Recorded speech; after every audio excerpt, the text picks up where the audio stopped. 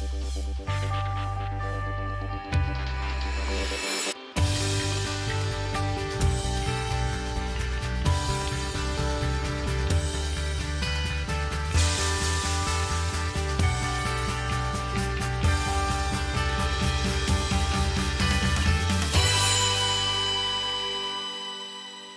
to Abbeyfield Presents Hidden Treasures. My name's Adam Rees and I'm the Chief Executive of Abbeyfield, Bristol and Keynsham Society. And I'm Michele Wainwright. I am the General Secretary of Abbeyfield England, which is the membership body for all our lovely Abbeyfield societies across the country. This is our second episode of Abbeyfield Presents Hidden Treasures. In the first episode, we looked at the history of Abbeyfield and talked about our founder, Richard Cargom, and what's happened in the last 70 years since the first house was opened. But this episode, we're going to open the doors of some of our houses and go and look inside what life is like in an Abbeyfield house and what the residents and the staff think of how we work. Yeah, I think it's a good way to really explain what Abbeyfield Connection's all about. Yeah. The only way you can do that is visiting. And I think visiting the houses up in Bristol has been illuminating. We've got some tremendous residents, tremendous staff, and really they are the treasures. Yeah. They are the hidden treasures, so we like to hear from them. Yeah. More so than us, probably. Exactly, and some of these stories are great today. I think that we've picked Bristol for this one, not partly because of me, but it's also we're able to interview some of our residents and staff. But obviously, we've got over 200 houses across England, and those houses range from small houses of 7 or 8 residents up to kind of quite big communities of in 10s and 20s. Yeah, we've a range of houses, isn't there? You know, and we can't really split them up and say the north, the south. We try, they're right across the country. We have purpose-built housing. I know you've got them here in Bristol, Lodge, but then you have the most tremendous older housing, which are incredible to look at, but probably come with their own practical issues, which we might talk about another time. But still over 200 across the UK, hundreds more across the world. And I suppose the question for us is what makes an Abbeyfield house? So that's what this episode is about. And I think for me, it's about those connections we've talked about before and about how do people interact with each other. And I think it's easy for us to say what we think makes an Abbeyfield house because we're talking quite abstractly from that, aren't we? But really, we can't speak on behalf of the people who live there. Not at all, no. They're the ones who tell us what makes an Abbeyfield house. Every day. So yes. So they're probably the best people to listen to, which we will do now.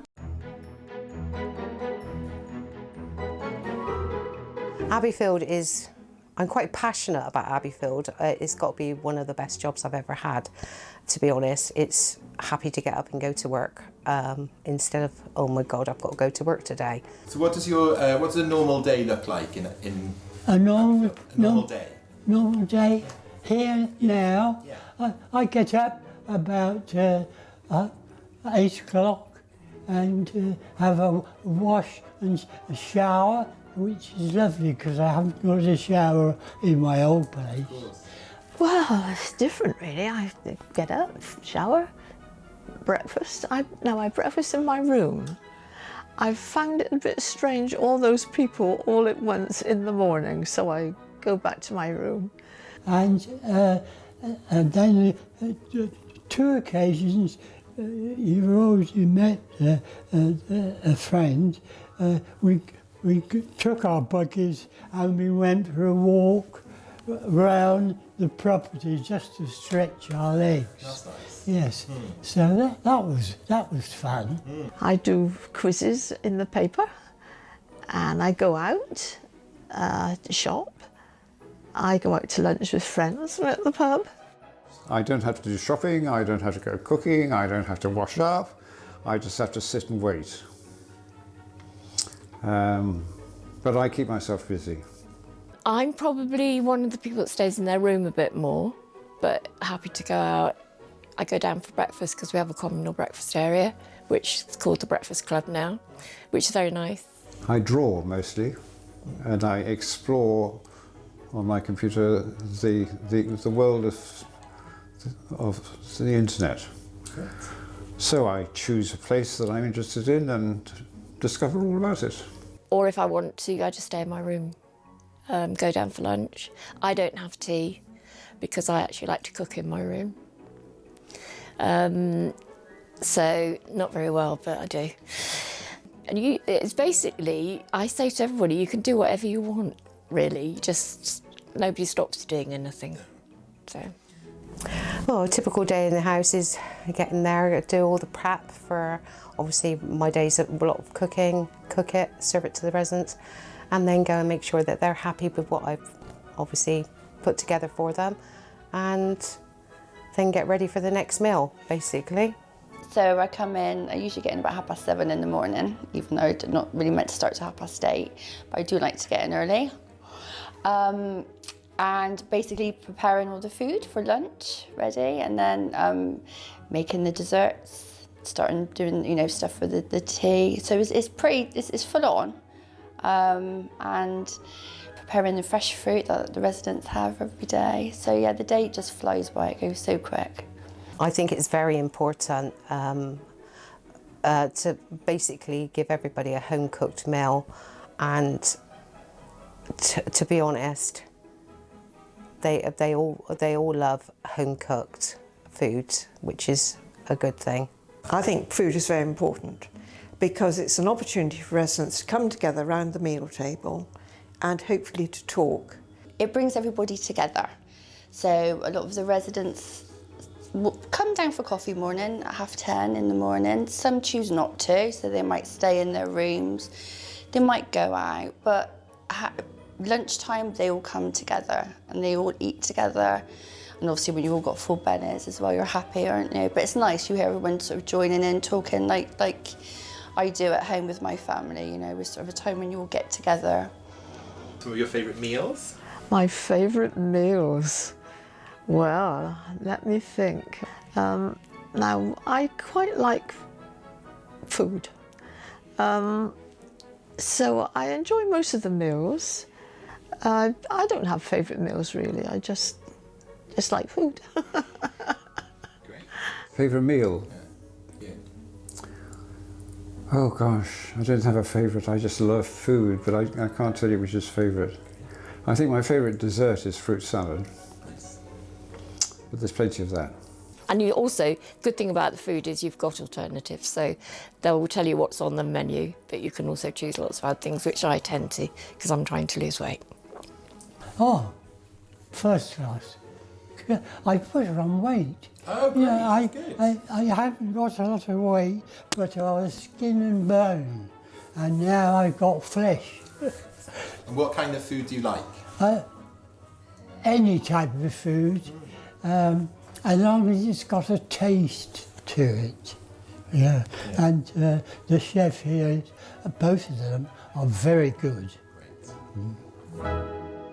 Well, they were some brilliant clips of our residents, your residents really, because it was a visit to Bristol. Adam, what do you think they are really trying to tell us there about our Abbeyfield house? I think that I've got some great residents, and we could only obviously speak to 2 or 3 yesterday, but they're fantastic. And we've got some people who've been in quite a long time. We've got other people like Eric who've only been in a couple of weeks.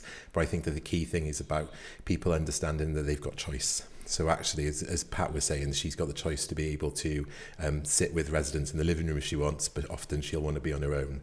But having the option to do that, I think, is the important thing. There's no kind of enforced fun. People get to choose to be in activities, but they don't have to if they don't want to, and they can leave if they don't want to, and they can go to the shops and coffee shops that are around us.